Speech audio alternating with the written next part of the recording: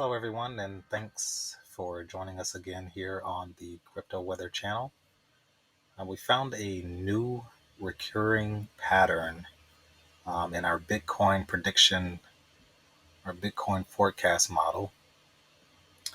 And it's actually, strangely enough, it's actually found inside of the halving high pressure zone.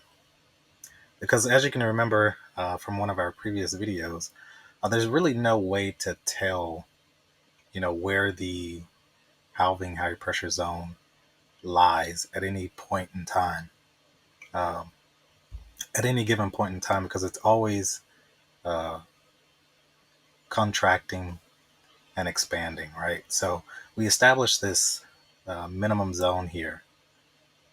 This is the minimum area, minimum range of where this area could lie, right? To where it would have an effect on the Bitcoin price, right? And so we don't really know, where it is, at any given point in time, because the price has to actually first come up and interact with it for us to know exactly where it is, right? So we established this minimum boundary here, and then we actually went ahead and took an additional step, and we established this maximum boundary here, right? This is the maximum area where we would even consider this halving high pressure zone having any sort of effect on the Bitcoin price, right, as it comes through this area into the halving. So when we did that, we noticed that there was this sort of cone here created um, from these two outer boundaries, right, from the minimum and the maximum boundary, coming out of the halving, excuse me. All right, and we've noticed that in the past, the Bitcoin price has always come up through this area here, this zone, right? Be it straight up through the middle, up the left side, or up the right side, all right? And so the reason why this is important is it kind of sort of squeezes in that range a little bit more, as far as, where we're going to reach, at what point in time we might reach the future halving price, all right? Because that's our ultimate price target for the entire market cycle, right? So we want to know where we're going to be crossing that point. Normally, it's sometime in the fourth quarter of crypto fall, crypto autumn, right? But as you can see, if this pattern reoccurs, right, we could be um, reaching that point much earlier than that. So let's take a look at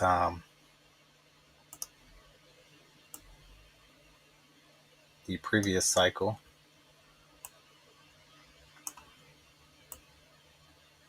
All right, we went ahead and we completed that upper cumulus triangle. All right, that's also a reoccurring pattern. All right, once we did that, we came up into that zone, right, and scooted right up through the middle, just ripped higher right there. All right.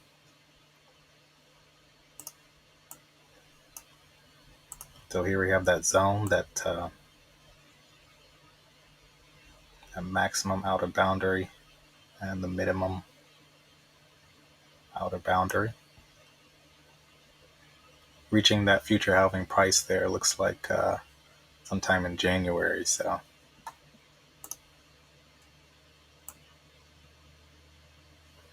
then the cycle before that, we completed that lower triangle.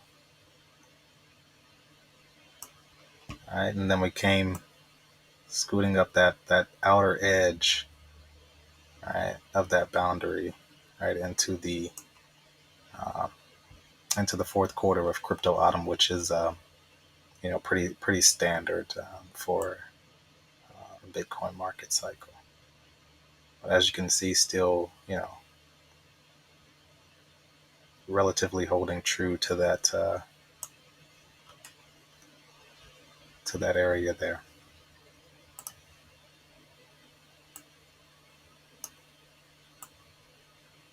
All right, and then the first cycle. All right, we completed that. Completed another lower triangle there, and coming out of the halvening, scooting up that inner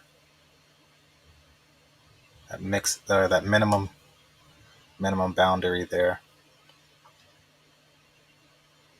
and then switching over to the middle and just scooting up the middle there to reach our future halving price there. Actually, in also in the fourth quarter of crypto fall there. Right. So, given the fact that this has happened, we followed this pattern in virtually every cycle. We decided to give it a name, and we want to call it the FOMO funnel. I think is a pretty good name for it. A lot of the um, FOMO-ness, right, occurs above the future halving price. All right. So don't forget that.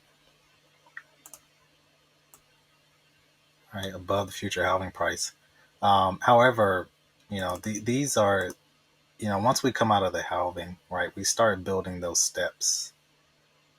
All right, we start building those steps up to that FOMO period, right? So that's why I decided to call this the FOMO funnel. Plus, it sounds cool, so we'll see how that works out.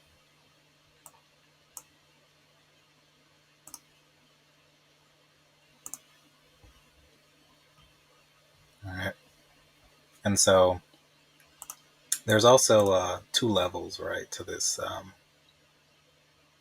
FOMO funnel.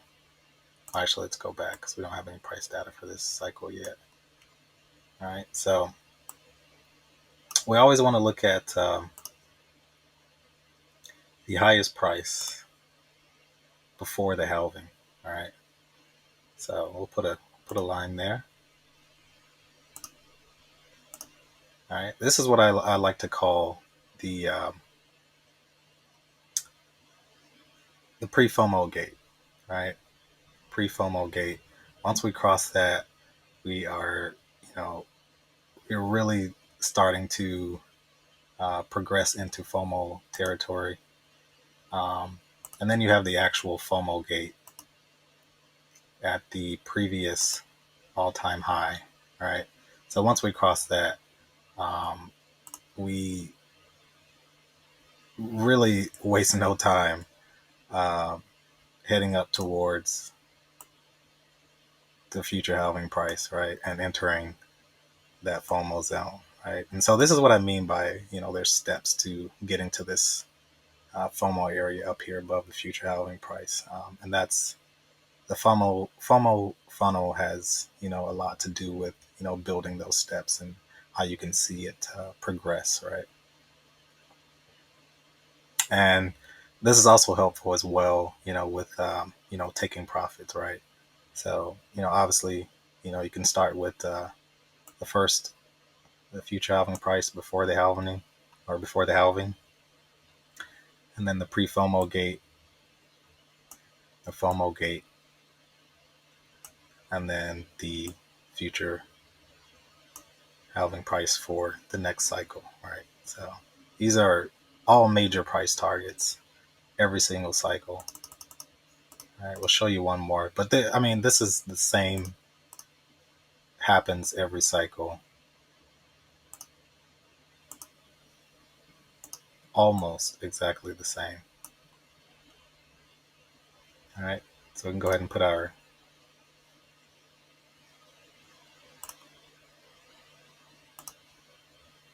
pre-gate and our FOMO gate, right? So let's change those colors.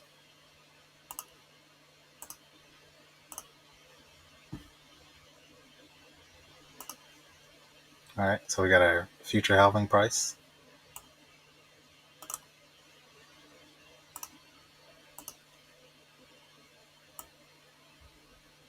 All right, our pre-gate, our FOMO gate, and then heading up to our future halving price. All right, and so this is every single cycle. This is how this thing, this is how it's played out. All right. So, and then the first cycle, same deal. That pre-gate is a little bit, is oftentimes a little bit closer to the future halving price. So there's really no, or that first future halving price. So there's really no reason to, sort of differentiate the two there in cases like this. However,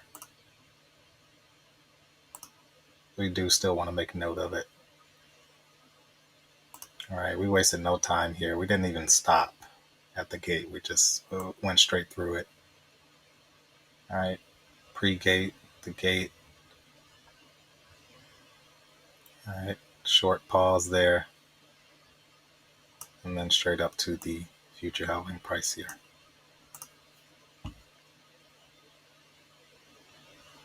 All right, so that's our next focus.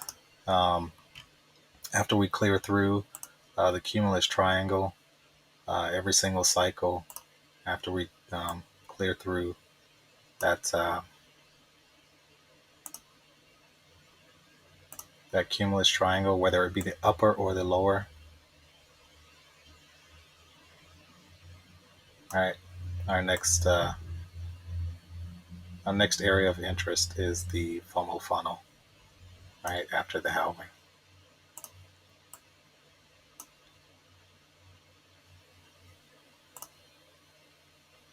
Yeah, so cumulus triangle, FOMO funnel, every single time. Cumulus triangle,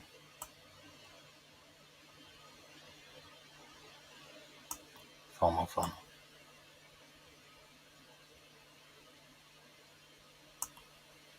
All right. So whenever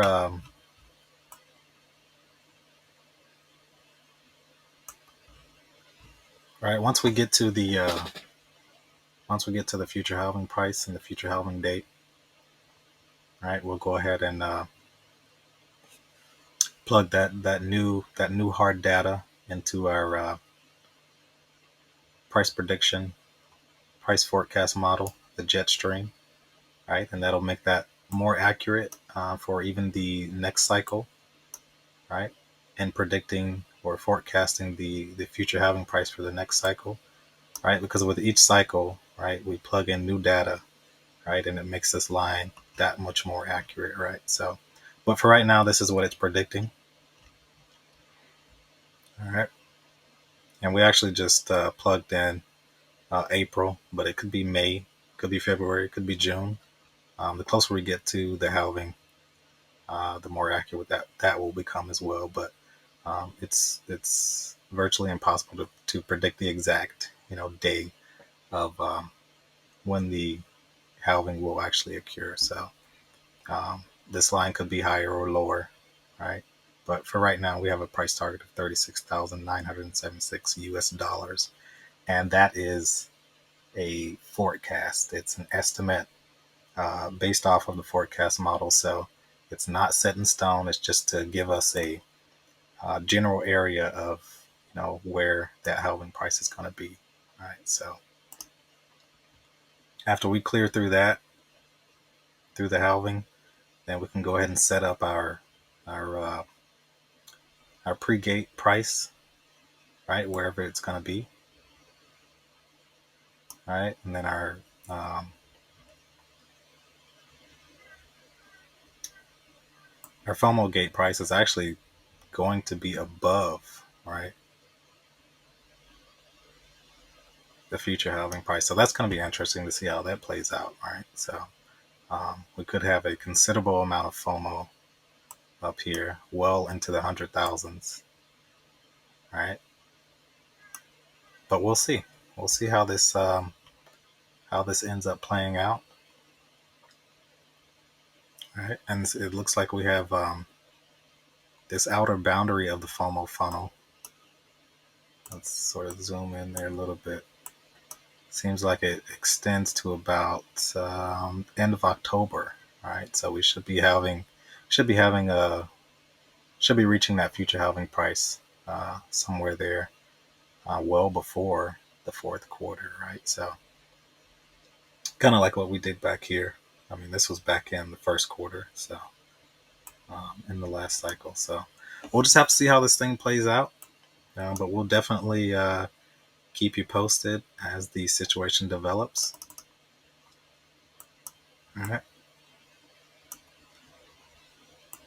And yep. So we'll keep you posted, and thanks for watching.